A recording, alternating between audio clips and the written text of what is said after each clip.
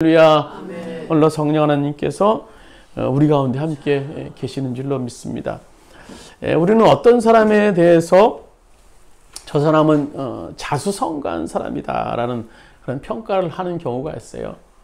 그래서 그 사람이 이룬 업적 또 뭐 가정에 대해서 다른 사람의 도움, 뭐 타인의 도움 없이 또 부모의 도움 없이 집안을 일으키거나 성공한 사람에 대해서 우리가 흔히 그런 말을 하는데요. 그러나 말 그대로 자수성가가 이 세상에 존재할 수 있을까요? 있을 수 있을까요? 오로지 나 혼자만, 자기 혼자만의 힘으로 내가 이만큼 이뤘다 라고 말할 수 있는 사람, 그게 가능할까요? 자수성가라는 말은요, 일반적으로 다른 사람에 비해서 상대적으로 타인의 도움을 덜 받았을 뿐이지 말 그대로 자수성가라는 말에 해당되는 사람은 사실 없어요. 그래도 나는 나 혼자만 이렇게 어떤 사람이 도움도 없이 이만큼 살았다라고 하는 사람이 있다면 그 사람은 분명히 교만한 사람일 겁니다. 인간은 사회에서 누구나 예외 없이 눈에 보이든 보이지 않든 서로 도우면서 삶을 살게 되어 있는 존재이기 때문이에요. 결국 연약한 인간에게 연약한 부분을 채워줄 든든한 후원자가 필요한 겁니다. 그 후원자가 없으면요, 연약한 인간은 이 땅에서 삶을 살 수 없어요. 그래서 사람들은 힘들고 어려울 때 그런 후원자를 갈망하죠. 누가 나를 도와줄 그런 든든한 그런 후원자가 없을까? 물질적으로 어려움 당할 때는 야, 좀 나에게 이 필요한 만큼 물질을 누가 탁 대줄 수 있는 뭐 든든한 부모, 또 든든한 뭐 형제, 친구가 있으면 얼마나 좋을까라는 그런 생각을 또 하게 되고요. 또 질병으로 인해서 정말 고통당할 때, 정말 어려움 당할 때, 야, 좀 든든한 어떤 의사, 좀 잘하는 의사, 뭐 우리 자식이나 우리 부모가 의사여서 이 병을 잘 치료할 수 있으면 해주시면 얼마나 좋을까라는 생각도 갖게 되고요. 또 송사에 휘말렸을 때는 좀 법적인 계통에 좀 잘하는 사람, 뭐 변호사나 뭐 이런 사람이 있으면 참 얼마나 좋을까 하고 든든한 후원자를 찾게 되는데요. 저는 요즘 그런 마음이 간절합니다. 내 주변에 정말 든든한 후원자가 있었으면 좋겠다. 더 쉽게 얘기해서 어떤 건물주 한 분이 좀 아시는 든든한 그런 분이 있었으면 좋겠다라는 그런 생각을 갖게 돼요. 몇 년째 이렇게 예배를 드리다 보니까 어떤 물리적인 공간에 대한 굉장한 그런 갈급함, 또 점점 시간이 갈수록 공간에 대한 그런 갈급함을 느끼게 됩니다. 제가 요즘에 이제 마곡역을 이렇게 나가보면요. 그 전까지는 이 펜스를 쳐서 몇 년 동안 막 공사를 툭툭 하더라고요. 그래서 뭐 얼마나 큰 건물을 짓는가 생각을 했는데요. 요즘에 그 펜스를 걷어들였어요. 걷어들였는데 그 세계가 얼마나 넓은지 몰라요. 막 10여 채의 고층 빌딩들이 그 안에 막 가득 지어져 있는 거예요. 그래서 마무리 인테리어 작업을 하는데 오늘 밤에 나가는데 불을 쫙 켜놓은 거예요. 얼마나 건물들이 막 많고 요새마다 사무실들이 많은지 하나님 저 구석탱이 하나라도 저에게 좀 주시면 제가 저 건물주 한 분 좀 알아서 좀 싸게라도 어떻게라도 좀 하나 주시면 얼마나 좋겠습니까? 그런 생각을 또 가졌던 기억이 납니다. 하여튼 우리가 어떤 것을 간절히 원할 때 그것을 채워줄 수 있는 후원자 참 그 후원자가 한 번 있다면 우리 인생은 정말 살만날 것 같아요. 미국의 대재벌인 록펠러가 하루는 그의 아들과 함께 어떤 호텔에 묵게 됐어요. 여행을 갔어요. 근데 희한하게 그 아들은 굉장히 고가의 방, 클래스가 굉장히 높은 방에 묵게 되었고요. 록펠러는 저가의 방에 묵게 되었습니다. 그래서 이것을 이상하게 본 어떤 사람이 록펠러에게 물었습니다. 아니 당신은 왜 그렇게 싼 방에 묵고 아들은 이렇게 높은 좋은 방에 묵게 되었습니까? 그래서 록펠러가 대답합니다. 우리 아들은요 비싼 호텔비를 내줄 부자 아버지가 있지만 저는 그런 아버지가 없습니다. 그러니까 이 록펠러의 아들은 든든한 부자, 후원자가 있다라는 것을 빗대서 얘기한 건데요. 우리들에게도 이런 든든한 후원자가 있었으면 좋겠습니다. 우리에게 그런 후원자가 있을 수 있을까요? 우리가 성경에서 수없이 많은 인물들이 이제 성경에 등장하고 있는데요. 이 구약과 신약의 대표적인 인물을 뽑는다면 아마 모세와 사도 바울을 이렇게 뽑을 수 있을 거예요. 가장 많은 성경에도 등장하는 그런 두 사람인데요. 근데 그들은요, 원래는 형편없는 삶을 살았던 사람이에요. 자기가 삶을 살았을 때 형편없는 삶. 그래서 일생에 든든한 후원자를 만나서 큰 일을 했던 사람이 바로 모세와 사도 바울입니다. 그래서 출애굽기 3장에 보시면요, 모세는 여호와 하나님을 호렙산의 그 떨기나무 아래서 만나서 자신의 삶을 후원자로 삼음으로 큰 일을 감당하게 됩니다. 또 사도행전 우리가 9장에 보시면요, 사도 바울 역시 다메섹 도상에서 예수 그리스도를 자신의 후원자로 만나서 그분을 후원자로 삼게 돼요. 사실 근데 이 모세라는 인물 자체를 두고 볼 때 쉽게 말하면 사고뭉치였어요. 사고뭉치. 어떻게 보면요, 요즘에 태어나면 분노 조절 장애자. 그가 이성을 잃고 사람을 죽인 살인자 아닙니까? 그러니까 자기의 감정을 조절하지 못하는 분노 조절 장애. 그리고 살인자로서 도망을 가지 않습니까? 사막으로.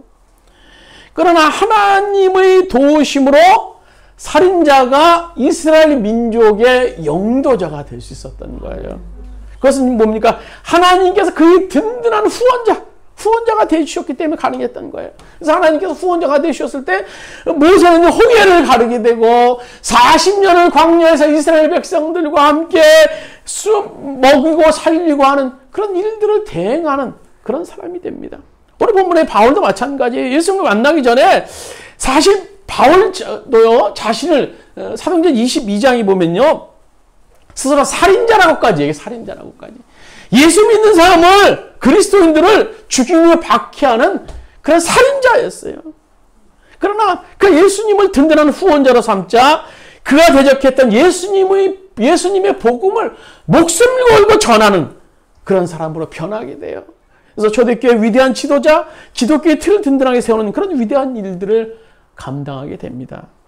물론 그들이 개인적으로 많은 훌륭한 점도 있었습니다. 하지만 그들이 전적으로 후원했던 신실하신 후원자가 있었기 때문에 그들은 엄청난 그런 일들을 감당할 수 있었던 것입니다. 그렇다면 중요한 질문 하나가 생겨요. 이들 모세나 사도 바울은 어떻게 무슨 방법으로 만왕의 왕이신 하나님을 그들의 삶의 후원자로 삼을 수 있었는가 하는 거예요. 우리도 똑같이 하나님을 믿는다고 해요. 모세와 오늘 사도 바울처럼 우리도 똑같이 하나님을 믿어요. 주님을 우리 구세주로 고백해요. 그렇다면 그들과 우리가 무엇이 다른가? 이거 굉장한 신비이자 또 비밀인데요. 오늘 성경은 우리들이 그 비밀을 이렇게 말씀해 주고 계십니다. 우리 9절 말씀 본문 9절 말씀 같이 읽도록 고린도서 12장 9절 읽도록 하겠습니다. 나의 여러 약한 것들에 대하여 자랑을 하리니 이는 그리스도의 능력이 내게 머물게 하려 함이라. 바울이나 모세나 하나님의 능력을 덧입기 전에 먼저 자신의 약함을 주님께 솔직하게 고백했던 사람들인 거예요. 거기에 그들이 하나님의 능력, 하나님을 든든한 후원자로 삼을 수 있었던 비결이 숨겨져 있던 겁니다. 모세는요, 자신의 학문이나 자신의 힘을 믿고 자기 백성들을 돕는 지도자가 되려고 했을 때 그는 처절한 실패자로 떨어지고 도망자로 삶을 살 수밖에 없었어요. 또 마른 그가 모든 것을 포기하고 마른 막대기 하나 의지하는 그런 양치기 노인이 비로소 되었을 때 나는 아무것도 할 수 없는 존재입니다 라고 주님 앞에 섰을 때 하나님께서 그의 든든한 후원자가 되기를 원하셨던 겁니다. 자신의 연약함을 아는 모세에게 하나님의 능력의 손길이 머무르는 순간이었던 겁니다. 오늘 사도 바울 역시 동일하게 고백해요. 나의 여러 약한 것들에 대해 자랑하니 하리니 그러면 뭡니까? 그러면 그리스도의 능력이 내 안에 머무르게 된다라는 아주 놀라운 사실을요 바울은 깨달았던 거예요. 주님 저 아무것도 못합니다. 주님 저 부족합니다. 그래서 나는 당신의 도움이 없으면 저는 할 수 없습니다. 세상 사람들이요 나는 이렇게 모자란 존재입니다. 나는 부족합니다. 자기가 모자라는 것, 자기의 약점, 자기의 부족한 것을 마치 자랑하듯이 자꾸 하나님께 오늘 아랬던 겁니다. 그래, 그러면 내가 너의 부족한 그 부분 채워줄게. 내가 너의 부족한 거 채워줄게. 아멘. 내가 너에게 머물고 너를 도와줄게. 아멘. 그것이 오늘 예수님의 대답이었던 겁니다. 이것이 바로 하나님의 마음이자 누구의 마음입니까? 부모의 마음이에요. 부모의 마음. 부모가 여러 자식이 있어요. 그 자식 중에 가장 마음이 가는 자식이 어떤 자식입니까? 약한 자식이에요. 약한 자식. 자기 혼자 잘 먹고 잘 사는 자식은요, 그냥 자기 혼자 잘 먹고 잘 살 수 있어요. 근데 그렇게 못하는 자식, 부족한 자식에게 더 마음이 부모가 쏠리게 되던 겁니다. 하지만 오늘 이 사도 바울이라는 사람은요, 결코 약한 사람이 아니었어요. 얼마나 대단한 사람이었습니까? 당시 명문대라고 할 수 있는 최고의 대학이라고 할 수 있는 가마렐의 문화생이었고, 또 히브리어, 헬라어 능통했던 사람, 또 로마 시민권까지 가졌던 사람이 바로 바울이에요. 그래서 바울은요, 모든 것을 다 할 수 있을 것 같은 사람이었어요. 나 모든 것이 다 가능해. 후원자? 그거 필요 없어. 난 나 혼자 다 할 수 있는 사람이야. 어느 세계 어느 곳이든 나 다 다니면서 나는 그리스도 믿는 사람들을 다 뽑아낼 거야. 박해할 거야. 모든 것이 가능했던 생각했던 사람이 바울이에요. 그런데 이 사도 바울이 예수님을 만나니까 그런 것들이 결코 자신의 후원자가 될 수 없었음을 처절하게 깨달아요. 그래서 자신이 삶을 의지했던 모든 것을 다 버렸다고 얘기하면서 아주 극한 표현까지 진짜 배설물 내야겠다라고 말할 정도였던 겁니다. 그러고 나서 사도 바울은요, 나는 스스로 약한 자입니다. 약한 자가 되기로 결정하고 끝난 것이 아니라 든든한 후원자를 붙잡기로 그가 마음을 먹었던 겁니다. 나는 부족한 사람입니다. 나는 모자란 사람, 만삭되지 못한 자입니다. 하나님의 도우심이 없으면 나는 살 수 없는 존재입니다. 주님을 붙잡고 막 매달립니다. 그런 그를 주님께서는요, 외면하지 아니하시고 그에게 머물러 있기로 작정하신 것입니다. 여러분, 하나님께서는요, 나 혼자 잘 살 수 있다. 우리 식구끼리 오손도손 잘 살 수 있다. 뭐 하나님이 필요치 않다. 그런 사람에게는 절대로 치근거리시면서 머물러 계신 분이 아니에요. 아주 단호하신 분입니다. 너 혼자 잘 먹고 잘 살 수 있다. 나 혼자 그런 사람에게 하나님은 싹 돌아서는 분이 바로 하나님이세요. 필요하지 않다는 사람, 그 곁에 떠나시는 분이 바로 하나님이세요. 그리고 찾을 때까지 다 기다리고 계세요. 근데 우리에게 소망이 되는 것은요, 그냥 기다리고 계시는 것이 아니라 하나님을 찾을 수 있는 도구를 하나님께서 우리들에게 하나를 선사하세요. 그것이 뭔가 하면 고난이라는 도구입니다. 고난이라는 도구. 고난이라는 도구를 통해서 비로소 하나님 앞에 설 수 있도록 인도해 주세요. 오늘 우리가 이 자리에 설 수 있었던 것은요, 저를 비롯해서 우리 이 자리가 설 수 있었던 것은요, 고난이 있었기 때문이에요. 고난이 있었기 때문에. 고난이 있었기 때문에 이나마 하나님의 은혜를 누리면서 우리가 삶을 살 수 있었던 거예요.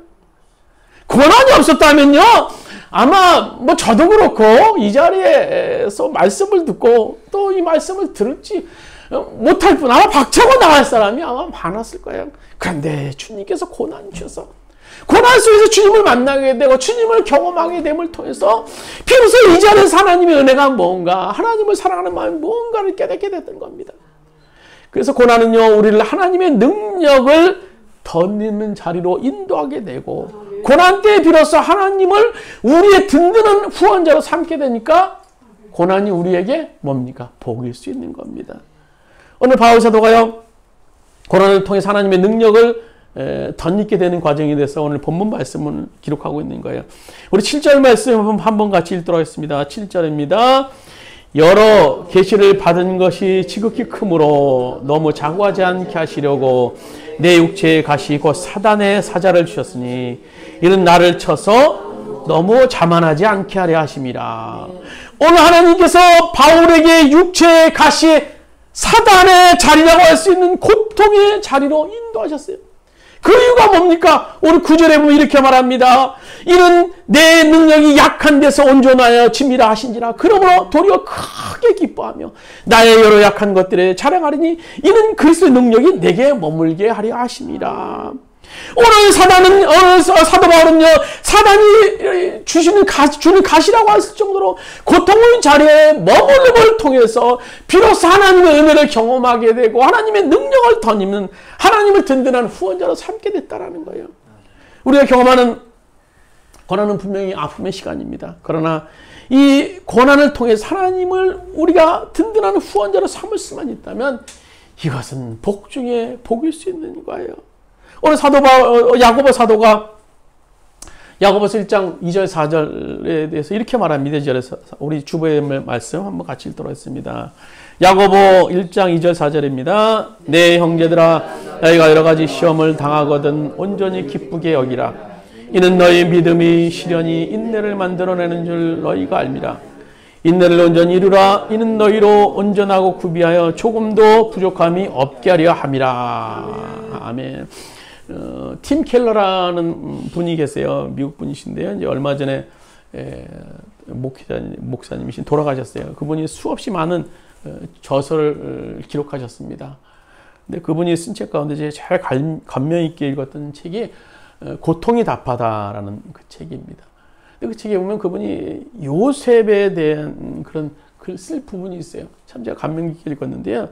거기 뭐 이런 내용이 적혀 있습니다. 오늘날 성도들은 요셉의 삶에 있어 하나님이 없는 것처럼 보이던 고난의 기간 동안 정말 하나님이 실종한 상태셨는지 캐묻고 싶을 것이다. 마른 우물에 던져진 요셉, 종에 팔려간 요셉, 억울하게 감옥에 간 요셉, 그가 그렇게 살려달라고 기도할 때 하나님은 그 소리를 진정 듣지 못하신 것일까? 만사가 요셉에게 압도적으로 불리하게 돌아가던 그 시기에 그분은 그 현장에 계시지 않았던 것일까? 그렇지 않다. 하나님은 그 자리에 계셨고 그를 위해 여전히 일하고 계셨다. 겉으로 드러나지 않았을 뿐 상황을 완벽하게 통제하고 계셨다. 당시 요셉의 죽을 것 같은 그런 상황들 얼마나 끔찍했겠어요. 그 요셉이 맞이하는 그런 상황들 성경에 나타나는. 근데 뭐가 요셉이 그렇게 힘들었을까요? 뭘 그토록 요셉이 힘들게 했을까요? 물론 요셉에게 더욱더 악화되는 상황이 물론 힘들었을 수도 있을 거예요. 힘들었을 거예요. 당연히요. 하지만 그들보다 온전한 요셉에게 더 힘들게 했던 것은 그것은 그의 기도에 대한 하나님의 응답이 없었다라는 거예요. 응답이 애굽의 국무총리가 되기 전까지는요. 그 응답이 하나도 하나님이 없었어요. 요셉이 원하는 시기, 요셉이 원하는 방식대로 이루어진 기도 하나도 없지 않았습니까? 요셉의 삶에 있었어요. 그러니까 우물구덩이에 들어가기 전까지 요셉의 기도가 뭐였겠어요? 저는 아버지의 사랑을 받으면서 이렇게 형제들과 형님들과 함께 교선도선 살다가 저는 갔으면 좋겠습니다. 주님, 저 아버지 사랑 이렇게 받고 살게 해주세요. 아마 요셉의 기도가 그것 아니었겠어요? 기원받으면서. 하나님 그 기도를 들어주셨습니까? 어느 날 형들이 요셉을 불러서 구덩이에 빠뜨리는 거예요. 아마 요셉이 처음에 장난인 줄 알았겠어요. 형 장난치지 마. 오늘 다 떠나고 밤이 되어도 아무런 응답이 없어요. 그 속에서 요셉이 간절히 기도했겠죠. 하나님, 저를 좀 살려주세요. 아버지에게 돌아가고 싶어요. 아버지 야곱에게 돌아가고 싶어요. 저를 돌아가게 해주세요. 근데 그 기도를 하나님께서 들어주시지 않으셨어요. 그 다음날 요셉은요, 더 구렁텅이로 빠지게 됩니다. 종살이로 빠지게 돼요. 그 삶이 얼마나 힘들었겠어요. 뭐 아버지 밑에서 부모 밑에서 뭐 재롱만 피우던 자식이 어느 날 끔찍한 일을 당한 거예요. 종살이로 팔려 애굽의 딴 나라로 종살이로 동물과 같은 취급받을 수 있는 그런 종으로 팔려갔던 것입니다. 그래서 요셉이 어떤 기도를 했겠어요? 주님, 저 아버지 품목으로 돌아가고 싶어요. 저 고향 땅, 이스라엘 땅으로 저 가나안 땅으로 돌아가게 해주세요. 얼마나 요셉이 그것을 처절하게 기도했겠습니까? 근데 하나님이 그 기도 들어주셨습니까? 안 들어주셨어요. 더 구렁텅이로 요셉이 들어갑니다. 이제 종살이요 임하게 돼요. 종살이하는 요셉이 얼마나 그 삶이 힘들었겠습니까? 이제 요셉의 기도가 바뀌었을 거예요. 하나님, 저 이제 이 옥살이에서 저 벗어나게 해주세요. 그냥 뭐 종살이고 뭐고 아무것도 상관없습니다. 이 옥에서만 좀 나오게 해주세요. 얼마나 간절히 요셉이 기도했겠습니까? 그래서 마침 요셉에게 이제 왕의 술 맡은 관원장이 있어서 꿈 해몽을 해줬더니 이제 그 관원장이 내가 바깥에 나가면 너를 기억하고 불러주겠다. 그 얘기를 듣고 요셉이 아마 기뻤을 거예요. 야, 나 이 옥살이 이제 끝나겠지. 근데 뭐 1년이 지나도 2년이 지나도 가끔 하나님의 기도가 요셉에게 하나도 임하지 않았어요. 그 삶 속에 더욱더 악화되는 그런 삶이 요셉에게 계속됐다는 거예요. 이런 요셉의 삶 가운데 요셉이가 끝까지 처절하게 힘든 그런 상황 속에서 놓지 않은 게 있어요. 오늘 구덩이에서, 종살이에서, 감옥살이에서 그 끝까지 붙잡고 있었던 것이 하나님은 나와 함께 하심이라는 진리, 바로 하나님이 나의 든든한 후원자이심을 결코 요셉은 놓지 않았어요. 물론 구덩이에 들어가면서 종살이하면서 옥살이하면서 불평불만 힘든 일도 있었지만 요셉을 붙잡고 있었던 것은 하나님은 나의 후원자이시다. 하나님은 나의 든든한 후원자다. 그 붙잡고 있었던 겁니다. 그래서 요셉을 대변할 수 있는 성경을 오늘 바울 사도는 로마서 8장 28절에 이렇게 말합니다. 하나님을 사랑하는 자, 그 뜻대로 부르심을 입은 자들에게는 모든 것이 합력하여 선을 이루느니라. 오늘 우리를 찌르는 가시라는 고난은 분명히 아파요. 참 고통스럽습니다. 이 고난의 순간은 고통스러워요. 그래서 어떤 때는 하루 종일 찌르는 가시에 집중하다가 아무 일도 하지 못할 때가 있고요. 어떤 때는 그 가시 때문에 밤잠을 설칠 때도 있습니다. 바울 역시 그를 찌르는 가시로 그 삶을 엉망진창이었습니다. 너무나 힘들어서 바울이요, 그 가시를 뭐라고 표현해? 사단처럼 느껴요. 사단처럼. 얼마나 힘들었으면 사단이라는 표현까지 했겠어요. 그래서 간절히 하나님께 기도했더니 하나님은 그에게 큰 깨달음을 주세요. 그래서 그 하나님을 향하여 바울은 이렇게 외칩니다. 하나님, 지금 이 가시가 너무 아프지만 이 가시를 통해서 저에게 당신의 능력이 머무를 수만 있다면 저는 기쁩니다. 저는 기쁩니다. 저는 기뻐요. 왜 우리들의 인생, 내 인생이 왜 이렇게 힘듭니까? 사업장도 그렇고 직장도 그렇고 가정도 그렇고 왜 이렇게 힘들까요? 그렇다고 한다면 아직 내가 무언가 할 수 있다고 발버둥 치는 그것이 있지는 않습니까? 아직도 발버둥 칠 만한 힘이 남아있기 때문이에요. 아직도 내 힘을 믿고 내 능력을 할 수 있는 교만이 우리들 안에 있기 때문인 겁니다. 하나님 앞에 완전히 항복하셔야 돼요. 하나님 앞에 완전히 두 손 두 팔 들어야 됩니다. 우리가 창세기 32장에 보면요, 환도뼈를 맞은 엉덩이뼈라고 요즘은 개혁개정이 엉덩이뼈를 맞은 야곱의 얘기가 나옵니다. 야곱이 얼마나 아주 꾀가 많고 자기 뜻대로 삶을 살았던 사람이에요. 엄마 작당에서 이제 아버지 축복권도 받아내고 멀리도 떠나서도 약삭 빠르게 계속 삶을 살고 또 형 에서를 만나는 그런 상황에서도 아주 지략을 세우지 않습니까? 먼저 종을 보내고 짐승을 보내고 자기 식구를 보내고 야곱이 혼자 분이라는 곳에 남아있게 됐어요.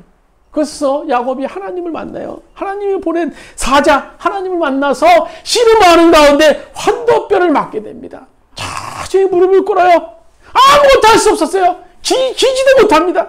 쩔쩔매는 그 순간 야곱이 하나님을 만나게 됐던 겁니다. 그래서 하나님, 나 당신이 아니면 나 살 수 없습니다.